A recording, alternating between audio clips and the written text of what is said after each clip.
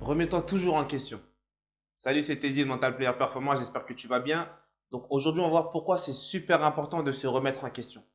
La remise en question, c'est la première étape qui mène en réalité à la réussite. Pourquoi? Parce que le fait de te remettre en question, c'est ce qui va te permettre de prendre conscience justement de ce que tu dois travailler. Celui qui ne se remet jamais en question, qu'est-ce qui se passe? C'est qu'à chaque fois qu'on va lui dire quelque chose, il va toujours penser qu'il a raison. Parce que c'est quelqu'un qui ne cherche pas justement à se remettre en question pour savoir s'il fait bien ou s'il fait mal. Et ça, c'est quelque chose qui est important parce que si toi, à chaque fois que ton entraîneur, tes partenaires, le recruteur ou peu importe la personne va te faire une remarque et que tu n'es pas quelqu'un qui a toujours cette volonté de se remettre en question, tu vas toujours penser que c'est toi qui as raison. Et ça, c'est une qualité et des fois c'est un défaut. Parce que des fois, il faut être convaincu de ce qu'on fait. Mais des fois, il faut justement savoir analyser et comparer notre vision des choses à celle des autres pour savoir est-ce que vraiment ce que je fais c'est la bonne chose. Je vais donner un exemple. Si ton entraîneur il te dit à chaque fois lâche ton ballon, tu joues trop compliqué, simplifie ton jeu, et que toi tu penses que non, ce que tu fais c'est la bonne chose parce qu'il faut que tu dribbles, il faut que tu percutes parce que c'est ton style de jeu.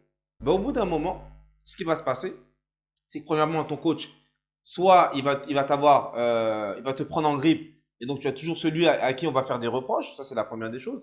Deuxième chose, peut-être que le coach, au bout d'un moment, il va en avoir marre, il va te mettre sur le côté. Troisième chose aussi, ce qui va se passer, c'est que tu vas frustrer aussi tes partenaires. Parce que tes partenaires, le fait que tu gardes toujours le ballon et que derrière, ben forcément, tu as plus de chances de le perdre. Parce que forcément, quand on dribble beaucoup, ben, on a beaucoup aussi de déchets dans son jeu. Ça frustre tes partenaires et au bout d'un moment, tu vas te mettre tout le monde à dos. D'accord? Là, j'ai pris l'exemple de celui qui est dribbleur, mais ça peut être aussi celui, le milieu défensif, qui joue toujours du même côté, par exemple. Je suis milieu défensif, je joue toujours sur le côté droit. Et je ne prends pas l'information à droite et à gauche. Et on te fait la remarque sur ça, et toi, tu es persuadé que c'est faux. Ça se trouve que tu as raison. Mais la remise en question, c'est pas forcément de dire que j'ai tort ou j'ai raison, c'est d'abord prendre du recul et analyser est-ce que cette réflexion, elle est bonne ou pas. Est-ce que cette remarque qu'on m'a faite, est-ce qu'elle est bonne ou pas. C'est ça la remise en question. Après réflexion, tu peux te dire non, j'ai raison.